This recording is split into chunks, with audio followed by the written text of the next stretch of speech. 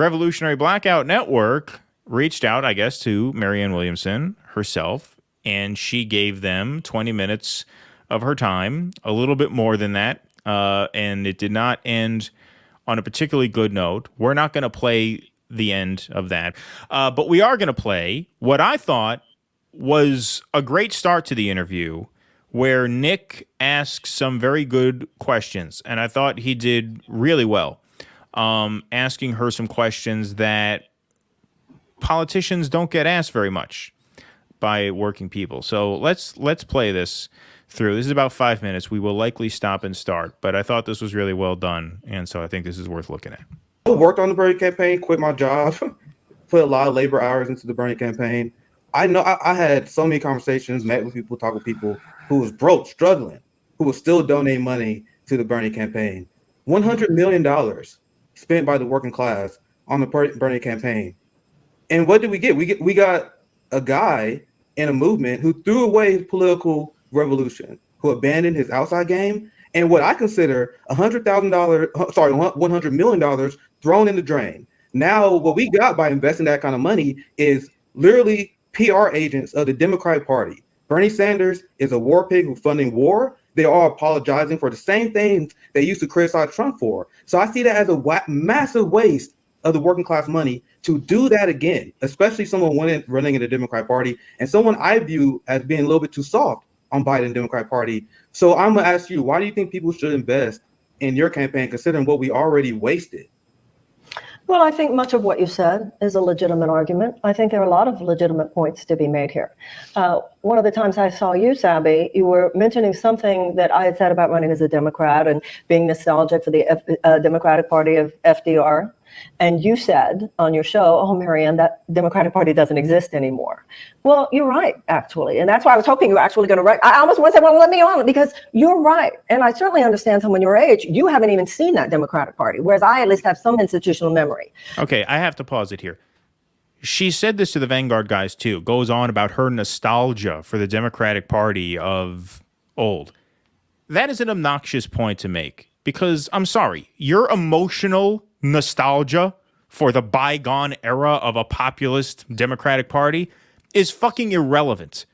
It's irrelevant. That's like saying McDonald's used to be kind of healthy back before they started with the pink slime, right? The first McDonald's, they give you a real hamburger. Okay, great. That's not what it is anymore, right? Now it's a pink slime pumping corporate machine, just like the Democratic Party is now.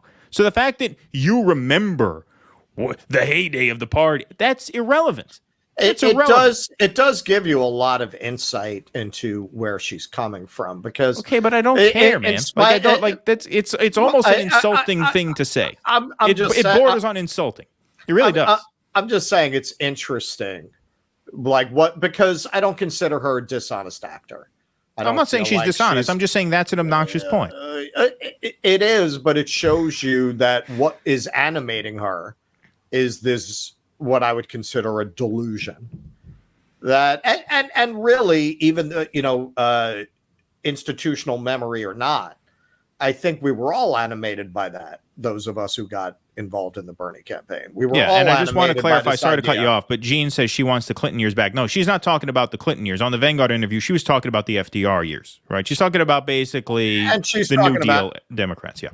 The New Deal Democrats, who, arguably, I mean, we've gone so far to the right that we kind of think of Jimmy Carter as the last of those Democrats. He was really the first. He was the first of the shitty ones. He was the first neoliberal Democrat. Right, exactly. But based on our standards, he was Mao Zedong compared to what came after him. That's why he's remembered that way. But really, he was the first one to start to shift it towards the Clintonian Democratic Party. It's just in that era that he was serving, it looks very far left to us now. But I think we were all animated by that. I mean, it doesn't matter if you can personally remember it. We know that the Democratic Party used to not be this. And I of course, that was our hope when we backed Sanders. That there was this old guy who was a refugee from that era who was going to come in and restore the soul of the Democratic Party. Now, the question is, why does she still believe that after seeing what happened to the Sanders campaign and seeing the absolute ineffectiveness of the squad? Why do you still nurse that? She's talking about some emotional fixation that she has, and that's just not material to what we're talking about now. And you're talking to two younger people who don't give a shit about this. It's not any of our problem that, oh, well, I remember the Democratic Party of old and I want it back. I mean, go watch fucking Casablanca if you're feeling nostalgic for something. Like, that's not relevant to this conversation. It's just an obnoxious point. Anyway, and what Nick said, while we're paused, was that's a great opening question that he asked. I was very impressed by how he started this off because he was professional, but he was sharp, he was incisive, and he asked something that threw me off balance because I wasn't expecting to hear something like that, which is, we dumped $100 million into this twice in a row. You're asking us to do this again. At a certain point, you're wasting our time. You're wasting our money. That's a great opening question.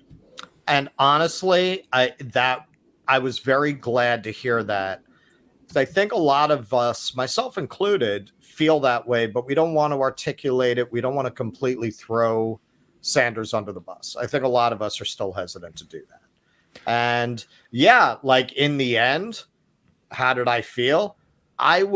When he endorsed Joe Biden, the next time I got an email asking me to donate, I was fucking furious. Right. I was furious that they were asking for money after he dropped out. For what? Now you want us to pay your debts off? Right. Exactly. Yeah. I'm going to give you money.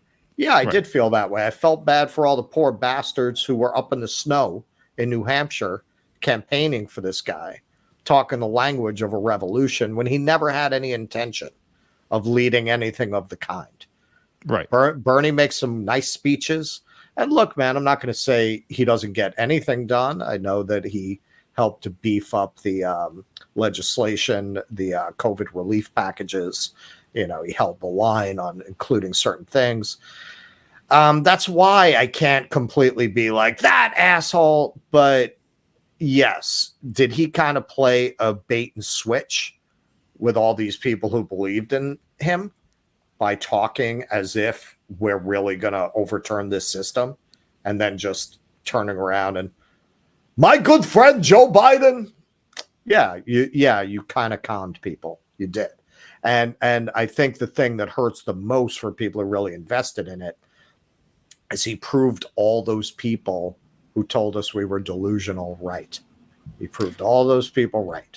All those people who said Sanders is no revolutionary. That's what's so frustrating. He's just another Washington politician. He proved them all right.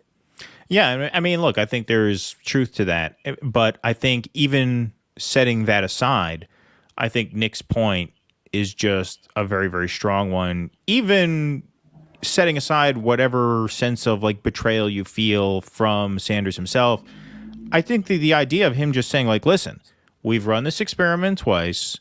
It's failed twice. We now know that if by some miracle you do get close, they will take matters into their own hands to make sure that this third time is going to be a waste of time and money also.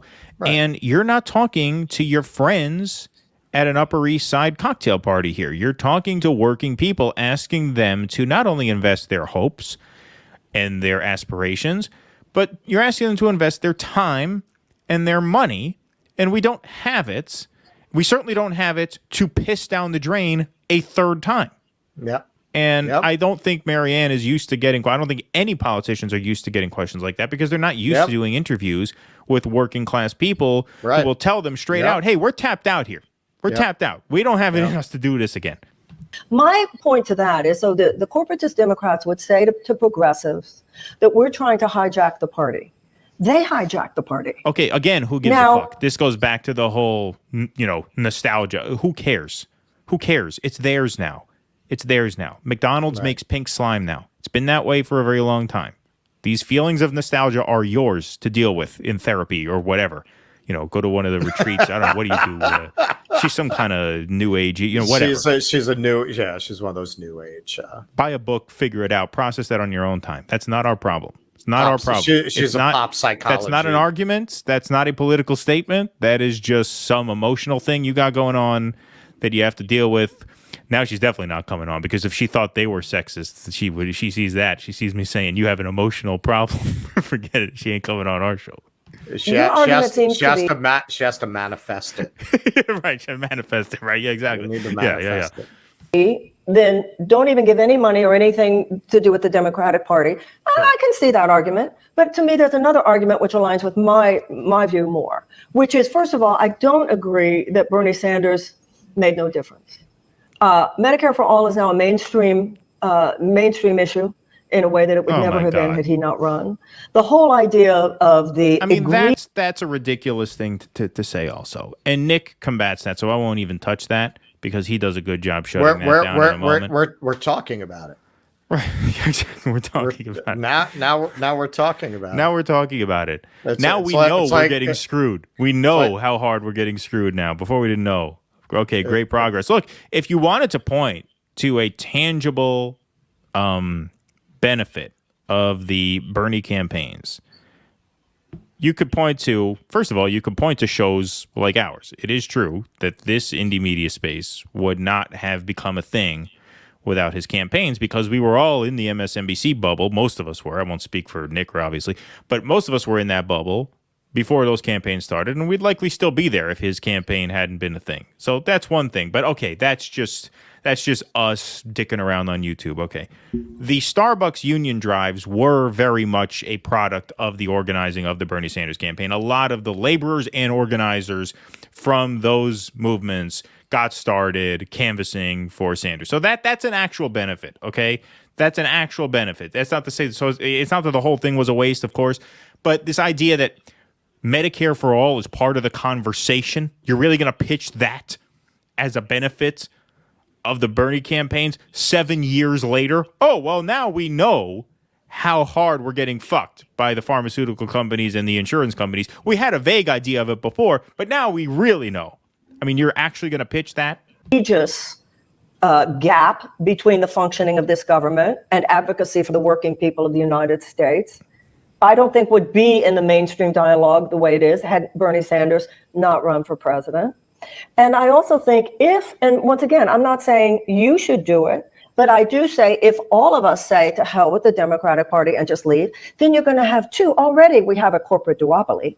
Already we have a situation. We have one party completely bought and sold by the corporatists. We have another party which tries to have it both ways. But if we all leave, then you've got two major parties doing that. So I simply... Okay, that's also an unfair distinction that she makes between the Republicans. Oh, the Republicans are completely in the pocket of corporations. The Democrats have it both ways. No, they both have it both ways.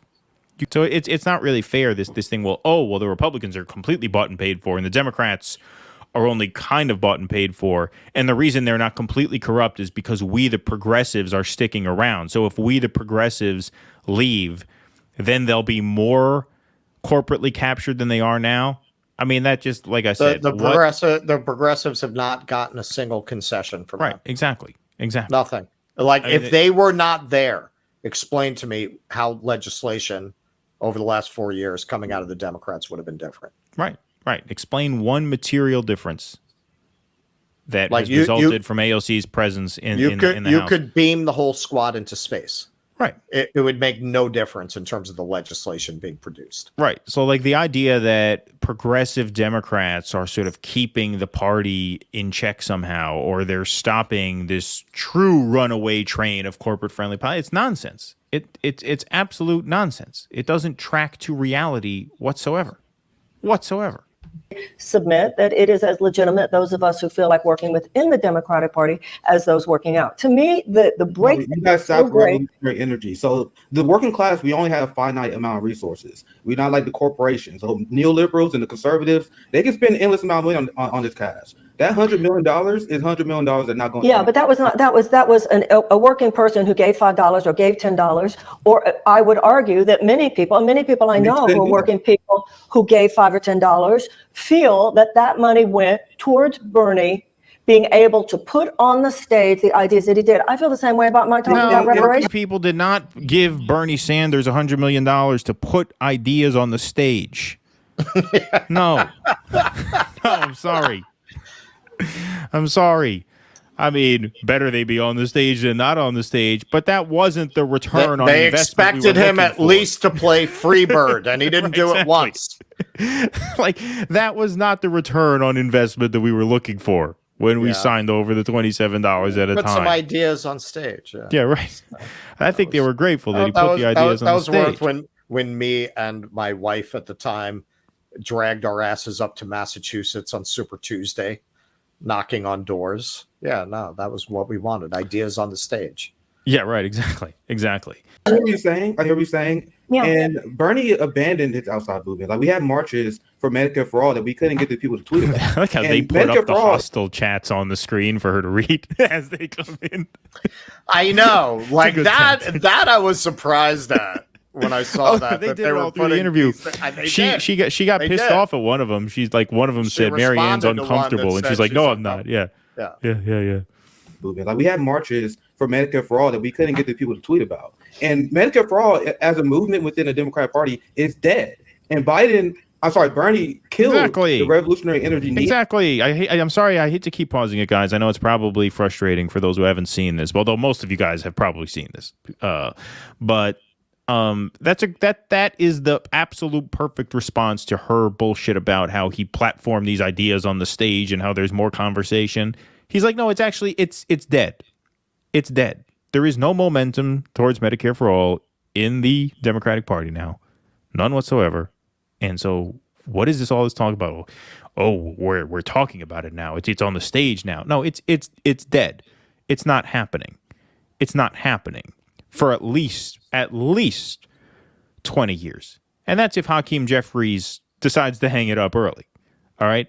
But so I mean it's just nonsense. While people was asking and demanding Medicare for All, by now telling people that the Democratic Party and Biden is okay. Biden said he would veto Medicare for All. There's not even a discussion on the public option. So there's no argument to be made that we've gone forward on the healthcare issue. We have gone backwards because now you got progressives, DSA, sheep herding people to the Democratic Party that would never give you Medicare for All. Well, I think we have gone forward in terms of a mainstream conversation. Listen, I'm not here. What is this about a conversation? It's on the stage. We're thinking about it. What are you talking about? Look, what are you talking about? What world are you living in? It reminds me of there's a scene in Annie Hall where Woody Allen's in L.A. and there's a little background moment where a guy goes, well, right now it's just a concept, but I think if I get some funding, I can develop it into an idea. Right, exactly, right, exactly. That would be a good sound drop, actually. We should get that sound drop. That's a good one. I can develop it into an idea. Yeah. As Bernie Sanders' PR agent, and you have your views and I have mine, and I think that's really what this is all about. None of us have a monopoly on truth. I think all of us have pieces of it. Truth is a kaleidoscope to me. That's a Democrat line. Truth is a kaleidoscope.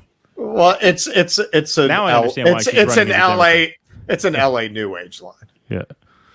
I want to get you in on this. I just want to ask a follow up to that because I want to make sure I asked the original question because I didn't want you to I wasn't trying to put you on the back heel defending Bernie. The question is like, why after that investment, seeing how disappointing these politicians, some of those people you still apologize for, why should we make that? Wait, before you say some of those you still apologize for, who am I apologizing for? Like Bernie has been a massive disappointment. So what I'm saying, like, even if you don't run, because that's just a rumor, our criticism is running within the Democratic Party and wasting resources and energy that should be spent on third parties and outside mutual aid organizations. So my question is, why should people invest in your campaign after seeing the waste that I would consider a waste, after seeing him support war, being responsible for Raytheon and Boeing making record profits? That's a waste. He did not do what we sent him to do.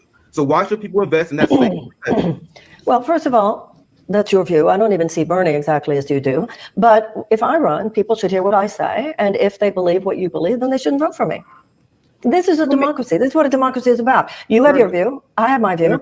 And I don't think, there's a saying in AA, attraction, not promotion. I'm not going to be trying to manipulate anybody into seeing it the way I see it. I'm going to put out what I believe, and people will do what they want to do.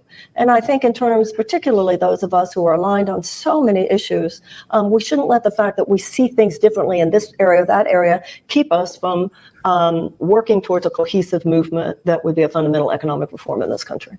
I mean, that was also a word salad response to what he was obviously getting at, which is, a critique of that is the what Ukraine war. Yeah, No, I'm sorry. I agree with her here. I was just watching Tucker Carlson did a segment about how Epstein didn't commit suicide. So I fully agree with her. I think we should be working with Tucker. We should be working with over on the Republican side, Rand Paul, the only real anti-war voice. I would love to have seen them ask her that. Right. I think they I think that question was an attempt at that, and she obviously did not want to address that. That's one of the things that CJ said at the end when he butted in, was that she obviously had no interest in addressing that as an issue. And I mean, if you're saying we should just work with people that we agree with issue by issue. Yeah. So, hey, why don't you reach out to some of the right wing? Right. Well, yeah. Well, right. Exactly. Well, I mean, look, she didn't touch any of that. And Sabby went on after that answer to get more into certain issues and things like that. And I thought she did well also. But I wanted to highlight that part of the interview just because I just thought those were very pointed questions from a very specific working class point of view that politicians do not hear often. Not hear often. Because they treat these, it's such a game to them.